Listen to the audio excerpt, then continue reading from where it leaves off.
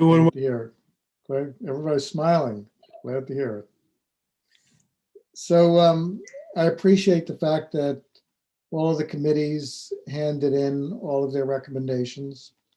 I did glance through them. It's clear that a lot of hours of work, a lot of time, a lot of caring went into it. And so that's really appreciated. Thank you for all of that.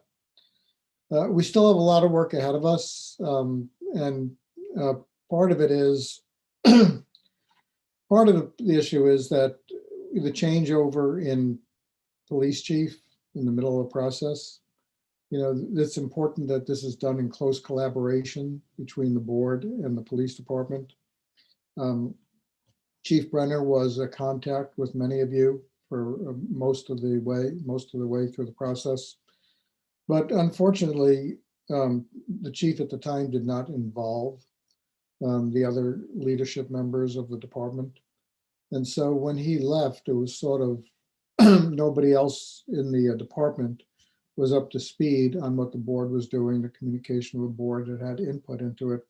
So unfortunately, excuse me, now Acting Chief Witzenberg is trying to get up to speed on all of that. And it's important that we get his and the other people in leadership at OPD's input, because this is about collaboration. The other thing that I took some time the other day to take another read through the booklet, the governor's booklet about the process and the final report. And, I'll take some responsibility of this because I read through it 6 months ago and didn't follow up on it again. But it also, besides collaboration, it also talks about that we're not supposed to, report is not just to have recommendations. It's supposed to have a plan on how to accomplish those recommendations. So in other words, if a recommendation is whatever it may be, there should be a plan with the timelines to accomplish that.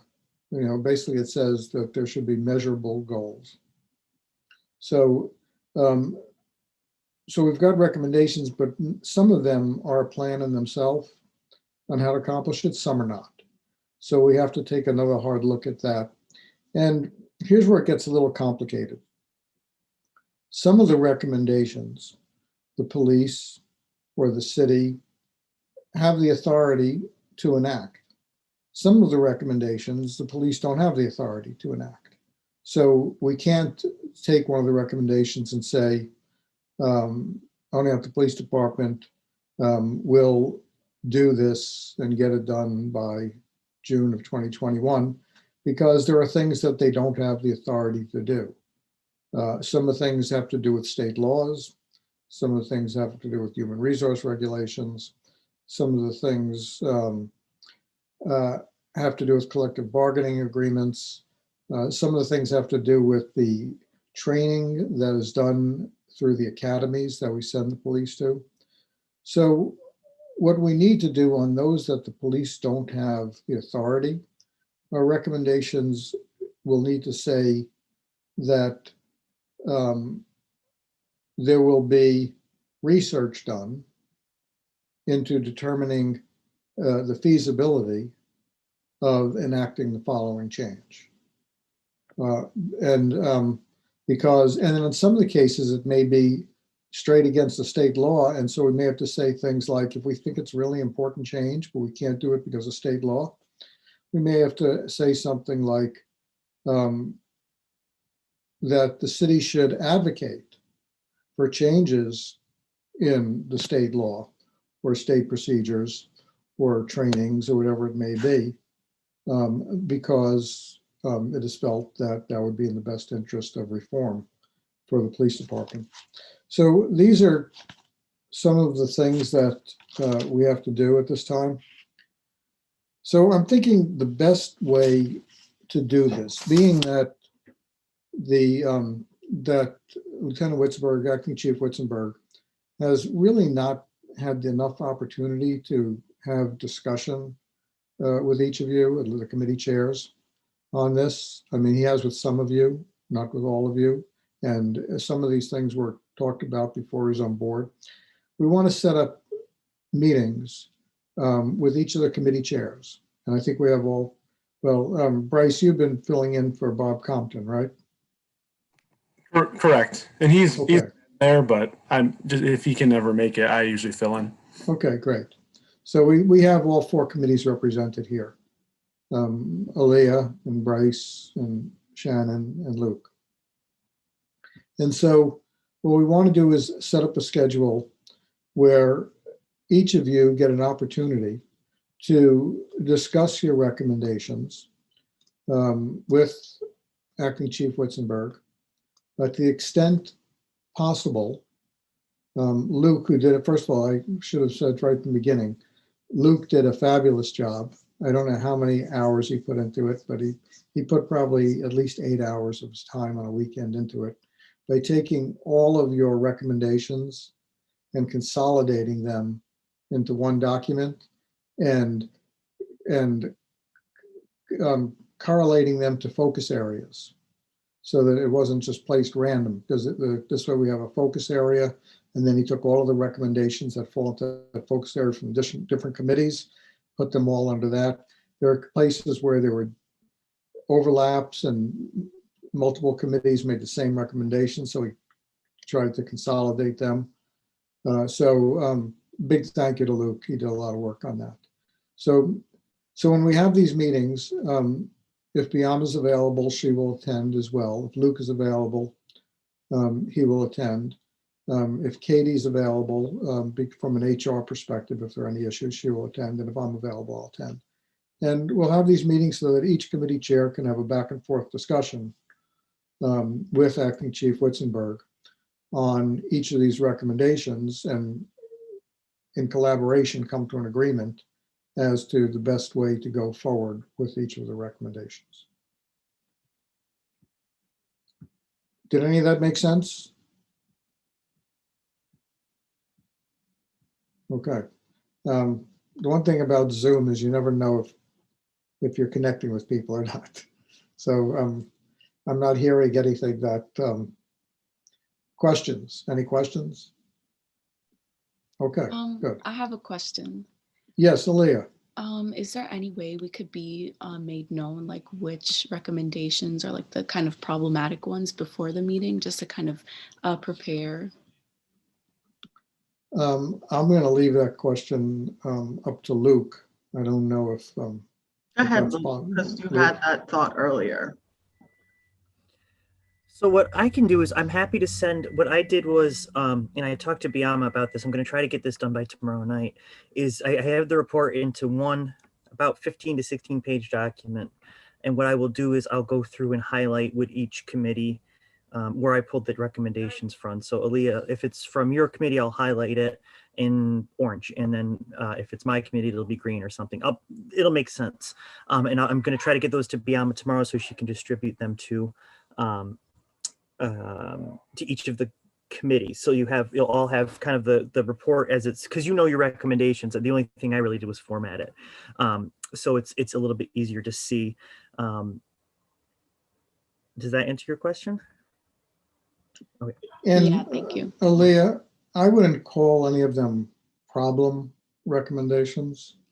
They're just complicated. Not everything is easy as saying, there are some things that are easy. You can say to the, to the chief, this is a change that you should enact, and he can just go and enact it. Some of them, they're not necessarily problems, they're complicated. And a lot of interim steps have to be taken in order to achieve them. And then there are also a lot of issues that, we're not aware of. The other thing that to consider, and this is an important thing that we probably should have discussed right from the beginning, and that is, there is a difference between policy and procedure. Policy is a big picture statement that talks about overall objectives, values, of the department, organization, whatever it may be. Procedure is details on how you actually do every little thing. And our job here on the board is really to recommend policy. And for example, the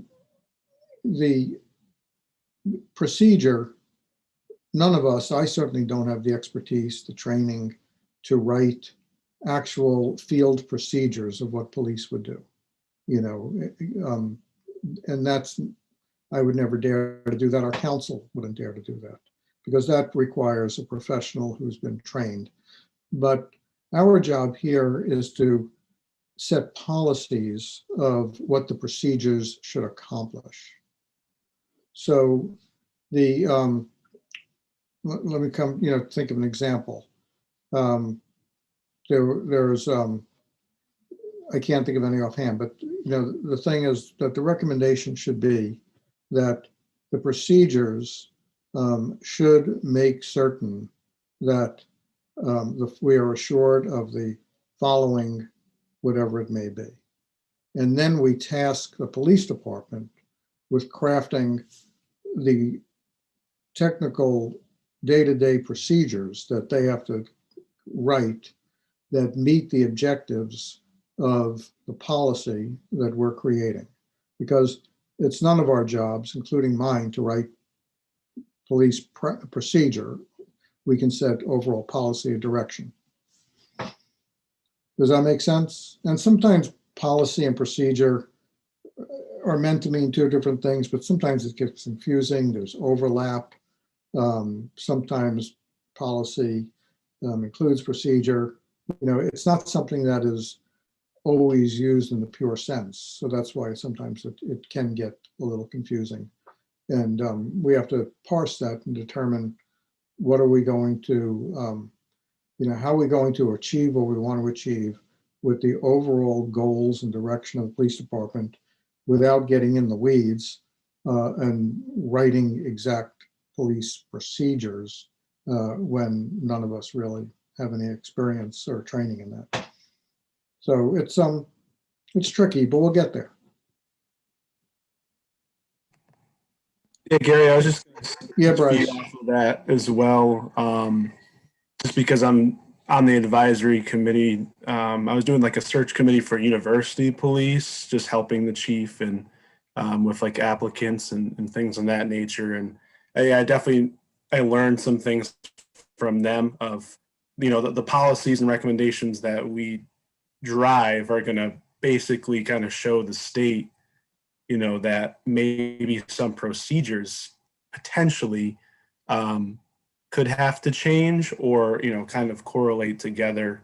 You know, not in our example, but like even with like the state, like with hiring practices, they have to have, you know, certain civil service tests and scores and things in that nature. And, you know, we were kind of talking about it, like, even if you want a certain applicant and they don't have a certain score or a certain thing, this could be a barrier to someone being hired, you know, things that we're seeing in our communities, but we can't change the procedure that the state has.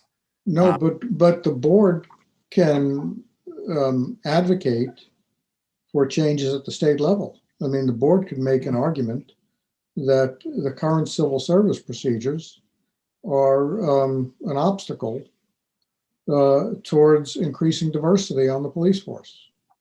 And the board can make a statement that they need to be looked at by the state civil service commission or whoever is in charge of doing that and make those changes. Now, if they get that recommendation from 20, 30 review boards across the state, it might make a difference.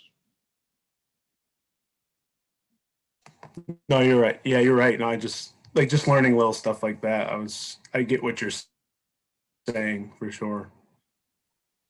Yeah, because I completely agree. The civil service, you know, is one of the reasons, you know, that we don't have adequate diversity in our police force, because we are limited on who we can hire based upon a very small number of people who get the test scores that allow us to hire them. And we all know that tests don't tell you everything about a person that you need to know. And you know, we all know that tests sometimes can be unintendedly biased against some populations. I mean, tests can sometimes be, you know, written in a way that, based upon your upbringing and your culture, you may not have the same insight into it, or the fact that you were disadvantaged in going to schools at a young age that didn't provide the same type of learning skills that others did. And therefore you could be a very capable person, but you never learned test taking skills. You know, we all know that that happens. So, and yet that prevents us a lot of times from having candidates that we can hire who we think would be excellent candidates when bring diversity to the police department. I mean, I'm embarrassed to say that we have an all-white police department.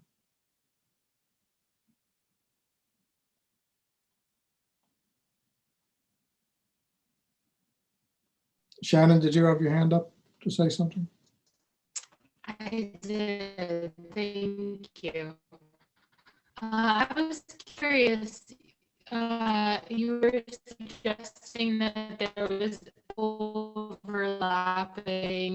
recommendations, and I was just curious how it was determined which subcommittee's recommendation you chose to use. It wasn't me. Luke did it. So blame him. If he chose a recommendation that wasn't yours, blame Luke. But no, Luke did the best he could, and that's why now, you know, he's going to provide you with all of the information, show you what he did, and give you an opportunity to review it and discuss it with the chief and work through it.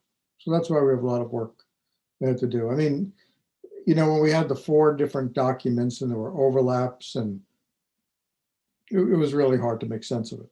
So, you know, Luke volunteered to put it into one document and then do the best he could with it. So, but you know, it's not finalized now. He did what he could, and everybody has a chance to take a look at it and work with it. And I will say, Shannon, like, if, for example, one of the things that we saw in all 4 places was the community advisory board. So I didn't choose anyone's over anybody else's. I just, you know, it was all there. So I just put it into one document. Yeah, and you know, the community advisory board, it's an interesting thing, because all 4 committees recommended some form of a community board. All 4 recommended a very different functioning board with, you know, different procedures, different functions, different responsibilities. And so what do you do with that? And the reality is that Chief Witzenberg and his team haven't even had an opportunity to look at that and determine all of the complications that go with different functions of the board and what authorities it can legally have and not legally have on personnel matters and all of that. So ultimately, what's probably going to happen on that is the only way to deal with it is that the committee strongly recommends that a community advisory board of sorts, whatever you want to call it, is created, which will have insight and input and some oversight, and however it gets worded, into citizen complaints against the police or whatever else gets added to it. And that'll be a directive to the chief to say, by so-and-so date, you need to come up with a plan for how this board will function. Here's what we wanted to accomplish, and you need to come up with a plan for how it's going to function, because we can't create that on our own. The chief has to be involved in in creating that, because there are many things that we don't all understand, and he's the one who has to implement and live it. But we should spell out what we wanted to accomplish, and then it's his job to figure out how to make it work and give him a date and real instructions on what this board needs to accomplish. I'll just make sure that when we have our one, like our time this week, like our personal time, that I just advocate during that period. I couldn't understand you, Shannon, because your internet. I don't know if anybody else could understand what you said. Sorry. The personal meeting times we're having, Yeah. I'm gonna like wait till then to advocate. You know, versus right now. But Yeah. definitely hear what you're saying, and it is a process, gonna be an arduous one. So Yeah. But I think I'm confident that we will get there. I'm confident we will have a strong, dynamic report that advocates for meaningful change, that we can be proud of, and that the police department can embrace as part of their continuous improvement. And that's our goal. Katie, did you have something before? Okay.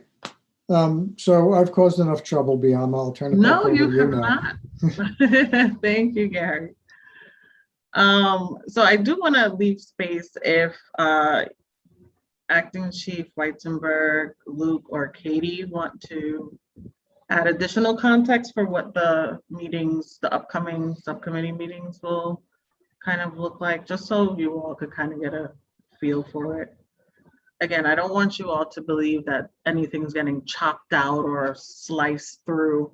That's not it. If anything, it's just going to be kind of a reconfiguring of the language for some of them, just so it's a little bit more in line with if a state policy or law might have to, you know, kind of come in to change there and some of those other pieces. So it's going to be more kind of weeding through it that way. Go ahead, Luke. I just wanted to say again that I did spend a lot of time making sure that nothing got chopped. Whether that was just rewording things or putting it into bullet format if it had an explanation, because this is the job of the board. This is not me. So I just wanted everyone to know that I by no means just threw out anybody's work. And that was something that the reason it took me so long was because I was really trying to ensure that I got everything, if not the exact verbiage, I got the spirit of it so it would fit into a bullet format, just to have it a little bit more formatted. So I just didn't want anybody to think that I chopped anything, because I really tried very hard to make sure that everything was in there.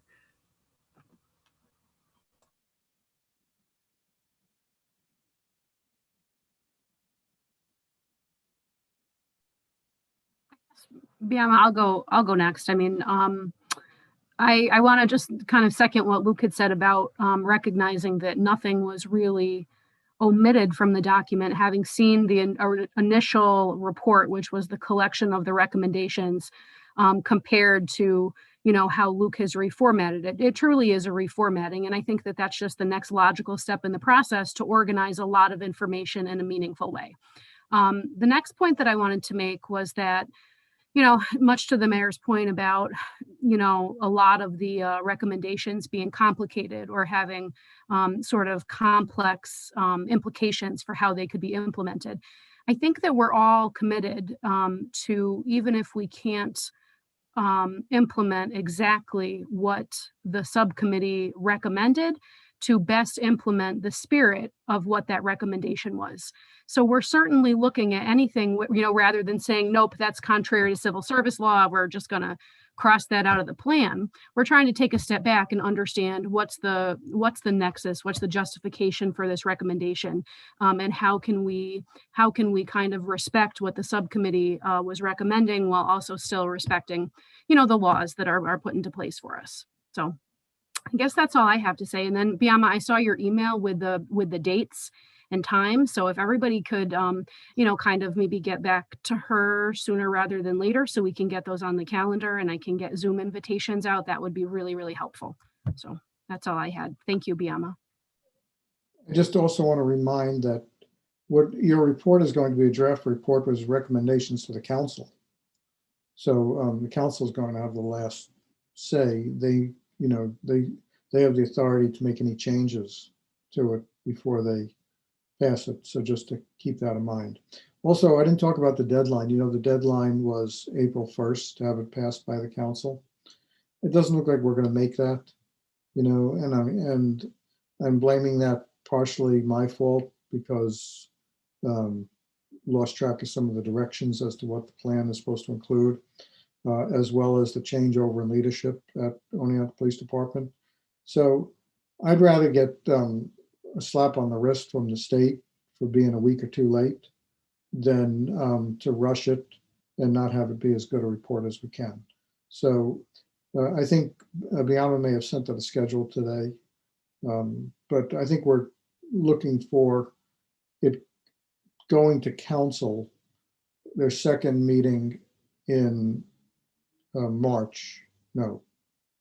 April, second meeting in April, which would be, I think, on the 16th, maybe, or on April 16th, which means that we want to have the draft report finalized as close to a week before that as possible, because we want to put it out to the public. We want the council to have a week to read through it, digest it, think about it.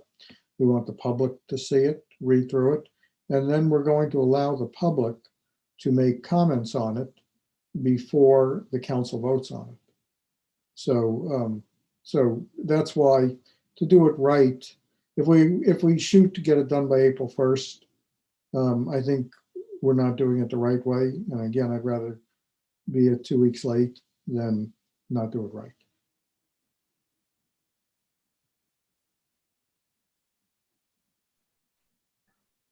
Go ahead, Yeah, Luke. Luke? And just to, I don't mean to add on here, Mayor, but just to, so the committee knows, this would also include a public comment period. So the public would also be able to have the chance to comment and read the report, if I'm not mistaken. Correct, Mayor? You're correct.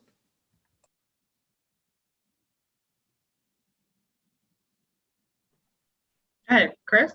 I found the handbook on police reform and reinvention collaborative to be helpful. I don't know how deeply we've dived into that, but I think it's important for guidance to at least go back and refresh ourselves on what's in it. Does everybody still have a copy of that? It was sent digitally.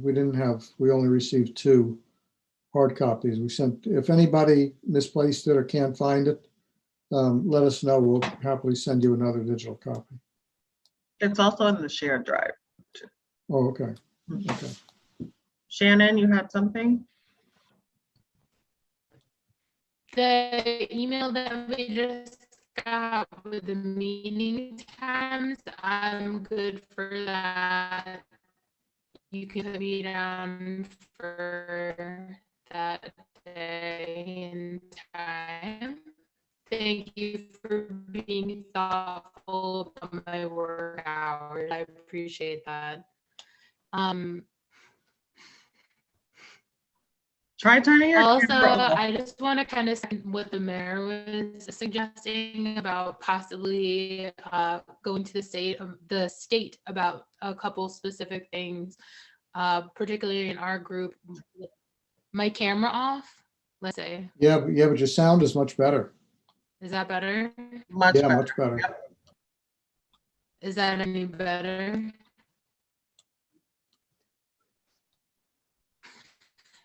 Yeah, You're not allowed to look at me. I was just seconding what the mayor was suggesting about taking things possibly to like a state level, specifically like mental health for officers, like areas like that. But again, we can get into it in like the personal groups. It's just a good suggestion we should build on.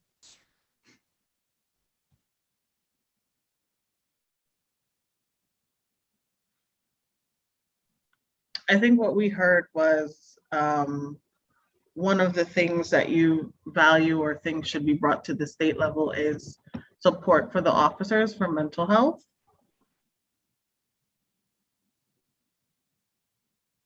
I think that's what we heard before. Okay, cool, great.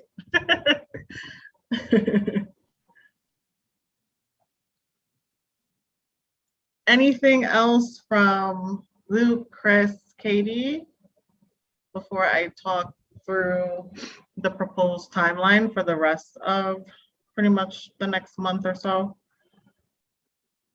Okay. So if you all can take a peek at the email I sent earlier and confirm whether or not that works for you. Shannon, we know you're good. Luke, you're good. Aaliyah, that's good for you. You don't have class or anything. Oh, perfect.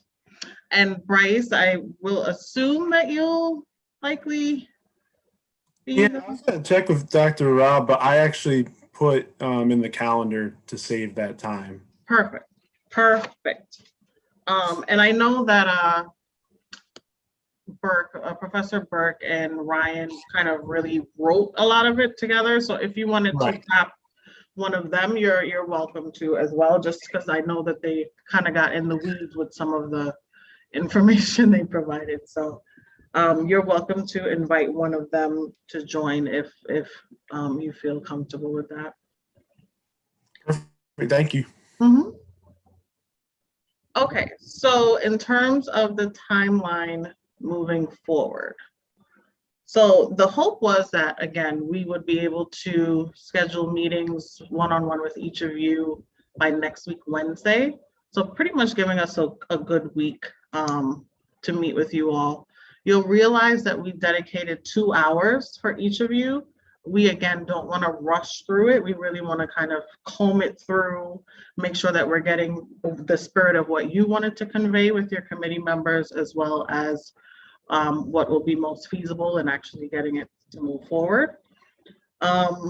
After which you will then ideally have until next Friday, so an additional couple days to submit any revisions to Luke. So that way, unfortunately, and again, thank you for your time and attention to this, Luke.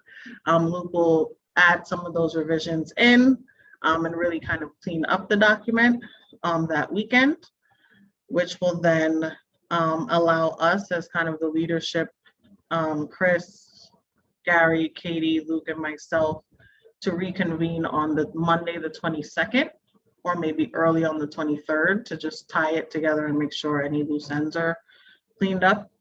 Then in a perfect world, later that evening, which would also be our next full meeting as a advisory board, we could then put it out to the community for response. And then in a perfect world, April 1st, final version being sent to the council. Figure we give the council a week or two to kind of comb through it at their leisure, with an ideal date of April 15th for a wrap up. So that's kind of how we see it over the next month or so, fleshing out. As Luke mentioned before, tomorrow I will send you all the updated version, at least what Luke has done up until this point. It will look very different from what many of you submitted, but do not, again, get scared. It is with intentionality that it's just clearer and more organized. But again, to your meetings, he will come specifically with highlighted versions of what you also submitted for additional conversation. Did I miss any part of that? I don't think so. What's happening?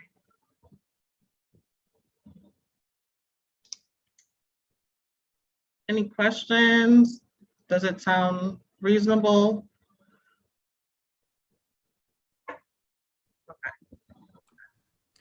Thank you, Luke, for all the time and effort you put in. Oh, it's my pleasure. I'm happy to help.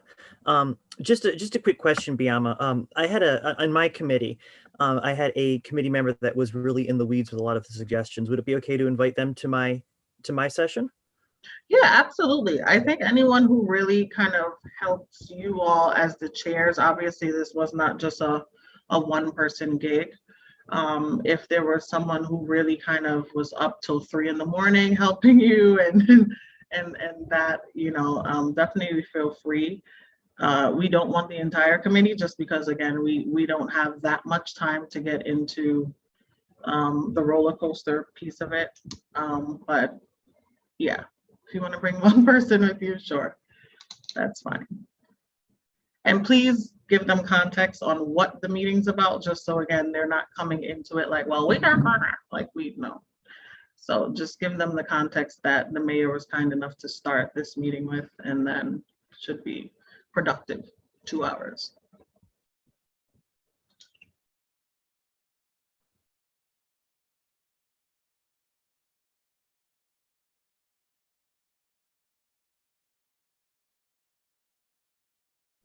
Other thoughts? Anything anyone needs? Is everyone anxious now? Like, oh my gosh, what does it look like? It's not like down to 4 pages or anything like that, so you don't have to worry. No, I was just gonna add, I'm just glad this process. I mean, everyone's been working so hard. Mhm, You guys are a wonderful team. mhm. And thank you, Chief Witzenberg, you know, just on the fly, you've met with us, you know, in our subcommittee 2 or 3 times and just helping us out with everything. So, you know, it's just a great team effort. But definitely glad how we're doing it, especially like fine tuning things, because I don't know about you, but it's so much work. My shoulders kind of went down like, okay, the job is done, but it's really not. I mean, Mhm. it's kind of like the English draft process, you know, Oh, yeah. the hard content and then the fine tuning. So I feel like, you know, we're at a good place, but Mayor Herzog, thank you for, you know, just letting us know those little things, just because, you know, still got a long way to go and we'll get it done.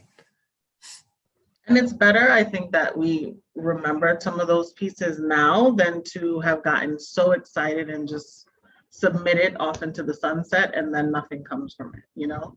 So I think, like the mayor said, if we take this extra week or two to really finesse it, we'll feel really good about the end product. So. We want it to be something that actually makes a difference. Mhm. And which means that it has to be things that can be accomplished. It has to be things that the council will approve, because all your work is for nothing if the council says, no, we're not going for that, because they do have the authority to say that. So, and it has to be things that the police feel that they're capable of doing. And we have to hear from them, you know, whether it's going to make them stronger or it's going to make their job harder, you know, and not accomplish something. So it's important that we come up with a report that's actually going to accomplish good things, which means it has to be things that we're all convinced can be done and that the council will approve. I'd like to say that there's a lot of this that's really workable, but some of it isn't. And it's not by virtue of any other thing than the legal process of it. So for instance, you know, I think that there may be some confusion over some of the expenditures of the police department, for instance, body cameras, which are done on an annual lease. So it's a recurring, we're not buying new ones every year. It's a recurring lease, and we pay for cloud space that's, kept in Arizona in a secure facility. So we're not able to delete, redact, alter, or truly access the information. This is for evidentiary purposes. And if we have a body camera break or we have an in-car camera break, the company will actually, send us a new replacement much faster than it would be for us to go and try to buy a new one. So I think it's important for me to just be able to clarify some of those points.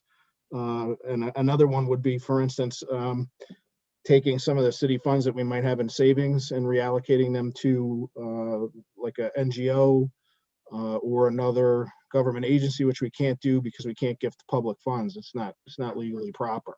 So I think there's just a few things that need to be discussed so that we have a better understanding and clarity. But I think a lot of it's still really workable.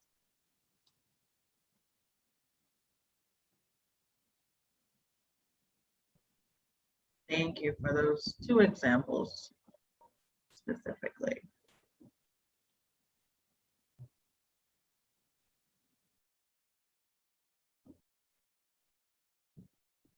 Anything else from anyone?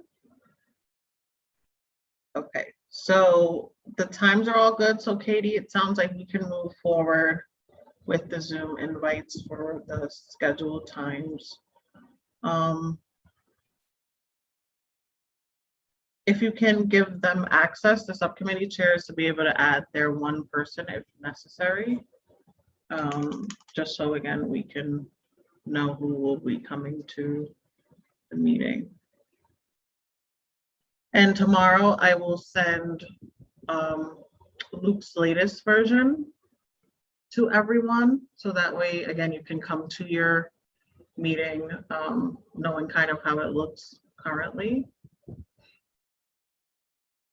And I will also, it's in our agenda folder, but the timeline, the proposed timeline that I mentioned earlier is there for anyone who just wants to kind of see how the rollout's gonna continue. Okay. Cool beans. All right. Everyone have a great night. Thanks. Take care, everyone. See you, everybody. Have a good